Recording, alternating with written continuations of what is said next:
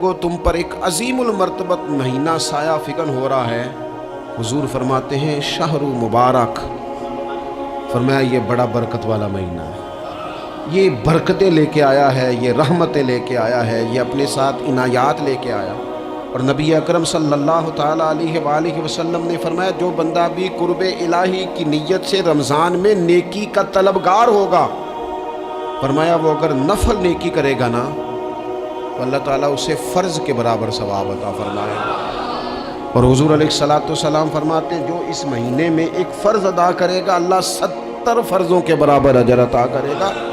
اپنے ذہن میں ایک بات بٹھائی جائے، ذہن میں یہ بات بٹھائی جائے کہ یہ نا برکت والا مہینہ ہے۔ اللہ تبارک و تعالیٰ نے بعض چیزوں کو، بعض دنوں کو، بعض وقتوں کو، بعض مہینوں کو اپنی رحمت سے فضیلت عطا فرمائی ہے۔ اللہ تبارک و تعالیٰ کے ان مخصوص دنوں کو فضیلت عطا کرنے میں ہم گناہ گاروں کا بہت ہی زیادہ فائدہ ہے۔ جب کچھ چیزیں فضیلت مآب ہو جاتی ہیں، ان کی عظمت بڑھ جاتی ہے، تو اللہ کے بندوں کو کم وقت میں زیادہ نفع کمانے کا موقع نصیب آتا ہے۔ نبی اکرم نور مجسم شفیع معظم صلی اللہ تعالیٰ علیہ وسلم کی امت کو اللہ تعالیٰ نے بہت ساری ایسی چیزیں اپنی رحمت سے دی ہیں کہ جن میں عمل تھوڑا ہے، اجر زیادہ ہے۔ اس کا نتیجہ یہ نکلتا ہے کہ انسان تھوڑے وقت میں، تھوڑے ٹائم میں، تھوڑی مصروفیت میں اپنے رب کریم کے بارگاہ سے زیادہ اجر کا مستحق ہو جاتا ہے۔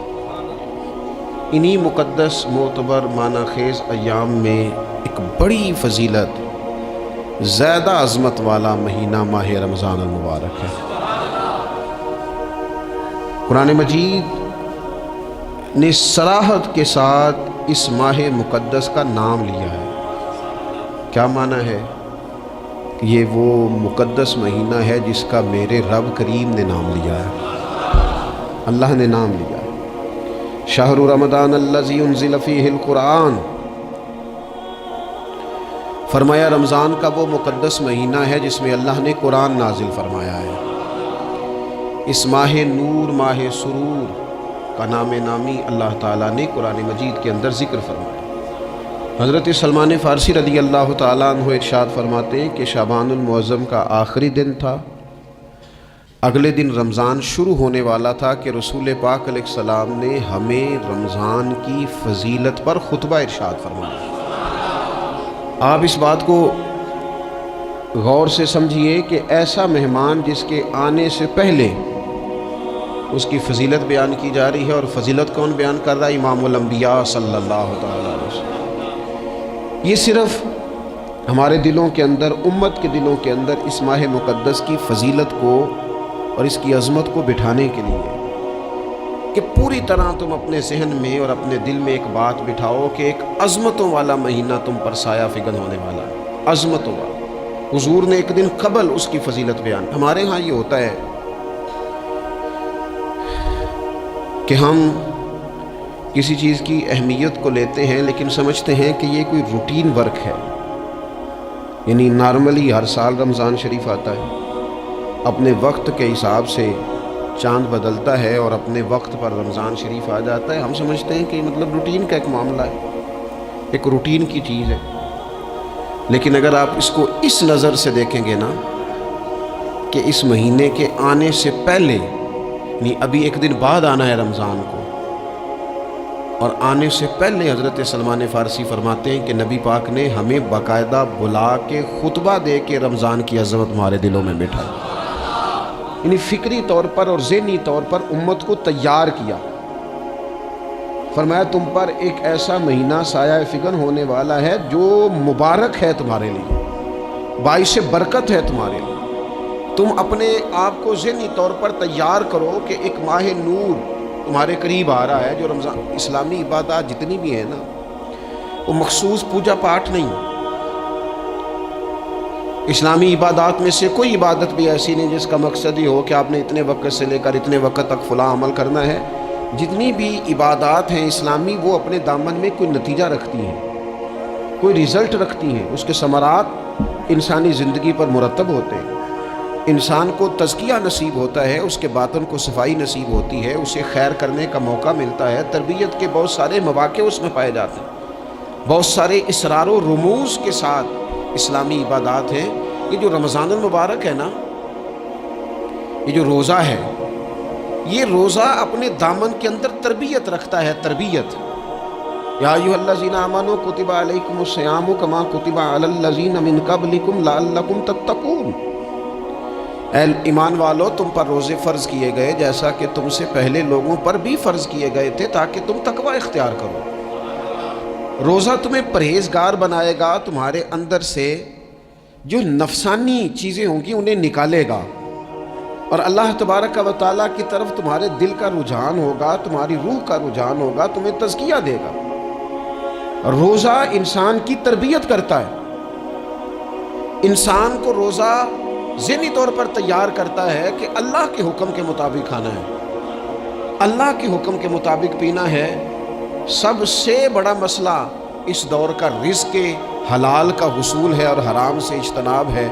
تو روزہ ہمیں یہ سبق پڑھاتا ہے کہ ہم وہی کھائیں گے اور اسی وقت کھائیں گے جو کھانے کا ہمیں ہمارے رب نے حکم ارشاد فرمایا ہے، اور جس سے اللہ رسول منع کر دیں گے جتنی مرضی چمک دمک اپنے دامن میں رکھے، جتنی مرضی، لیکن ہم وہی لیں گے جو ہمارے لیے جائز ہے۔ آپ غور فرمائیے، روزہ لعلکم تتقون، روزہ تمہیں پرہیزگار کرتا ہے۔ بہت سارے لوگ ایک بات کرتے ہیں کہ عادتیں نہیں بدلی جاتی ہیں، کوشش کرتا ہوں لیکن میری عادت نہیں تبدیل ہوتی۔ میں آپ کو ایک رائے دینے لگا ہوں، مشورہ دینے لگا ہوں، میں آپ سے یہ عرض کرنے لگا ہوں کہ موقع آیا ہے رمضان شریف کا۔ رمضان میں نا بندہ روٹین میں اپنی عادتیں بدلتا ہے۔ کسی کو سویرے 7 بجے کھانے کی عادت ہے، کسی کو 9 بجے کھانے کی عادت ہے، کوئی صبح ناشتہ نہیں کرتا، دوپہر میں ہی کھاتا ہے۔ لیکن رمضان آیا تو عادت بدل گئی، 7 بجے والا بھی نہیں کھا رہا، 9 بجے والا بھی نہیں کھا رہا، دوپہر والا بھی نہیں کھا رہا، سارے سحری میں کھا رہے ہیں۔ عادت بدل گئی، بالکل طبیعت بدل گئی، روٹین چینج ہو گئی۔ کوئی اٹھ رہا تھا صبح فجر میں، اللہ کی توفیق سے اللہ تعالیٰ معاف فرمائے تو کچھ ایسے بھی تھے جو 9-10 بجے اٹھ رہے تھے، کچھ الحمدللہ فجر پڑھ کے چلو کسی وجہ سے پھر سو گئے، 10-11 بجے اٹھ رہے تھے، روٹین بدلی ہوئی تھی۔ رمضان آیا تو بدل گئی، سارے سحری میں اٹھ رہے ہیں، تہجد کے وقت سب کی آنکھ کھل رہی ہے، بالکل روٹین بدل گئی، حالات بدل گئے، معاملات تبدیل ہو گئے، اوقات تبدیل ہو گئے، دفاتر کے ٹائم تبدیل ہوئے، اسکولوں کے نظام تبدیل ہوئے، مدارس کے اوقات تبدیل ہوئے، ہر چیز کے اندر تبدیلی آئی۔ معنی کیا ہے کہ اللہ نے تمہیں موقع دیا ہے کہ عادتیں بدلی جا سکتی ہیں، اپنے آپ کو تبدیل کیا جا سکتا ہے، لائف سٹائل کو چینج کیا جا سکتا ہے۔ یہ موقع آیا ہے، ایک مہینہ ہے پورا، 2-3 دن 4 دن آپ کی روٹین بگڑ جائے نا سونے کی، یعنی روٹین سے ہٹ کے آپ سونا جاگنا شروع کر دیں تو پھر وہی روٹین بن جاتی ہے، پھر اسی ترتیب سے انسان سارے کام کرتا ہے۔ تو رمضان میں روٹین چینج ہوگی، سارے تہجد میں اور سحری میں اٹھیں گے، تو اللہ کرے نا یہ روٹین قائم رہے۔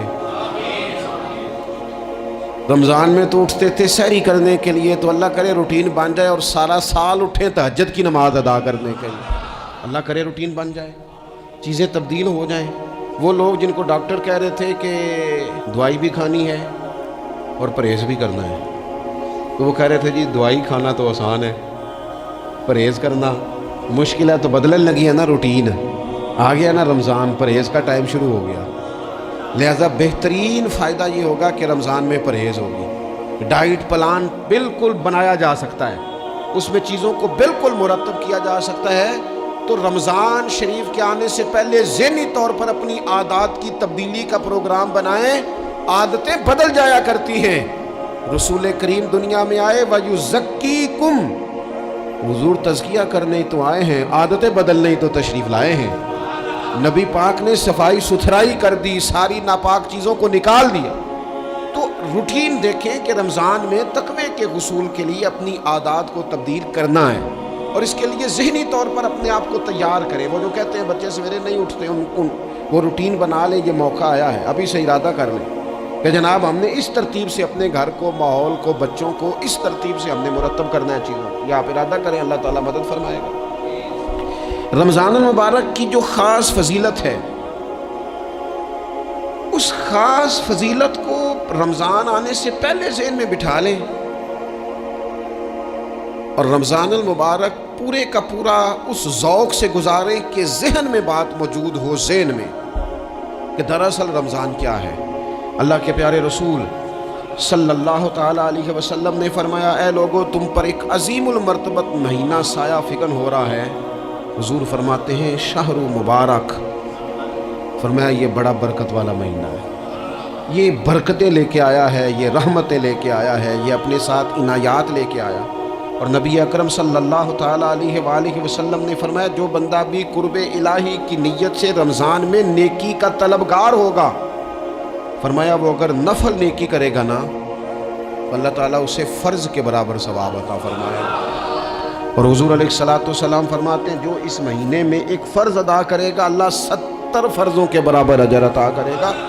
اپنے ذہن میں ایک بات بٹھائی جائے، ذہن میں یہ بات بٹھائی جائے کہ یہ نا برکت والا مہینہ ہے، اس میں میرا ثواب بڑا ضربوں کے ساتھ آگے بڑھے گا۔ ایک ذہن بنایا جائے اور پھر ثواب اکٹھا کرنا شروع کر دیا جائے، پھر وہ ترتیب بنا لی جائے، کاروباری نہیں، روحانی ترتیب، کاروباری نہیں، یعنی نئے سے نئے سٹال نہ تیار کیے جائیں، مہنگائی کیسے کرنی ہے اور کس طرح کر کے کن چیزوں کی آج کل مانگ ہوگی، کس ترتیب سے سودا پہلے ہی خریدنا ہے، مہنگا کیسے کرنا ہے، اللہ معاف کرے مصنوعی قلت کیسے پیدا کرنی ہے، کمائی کیسے کرنی ہے۔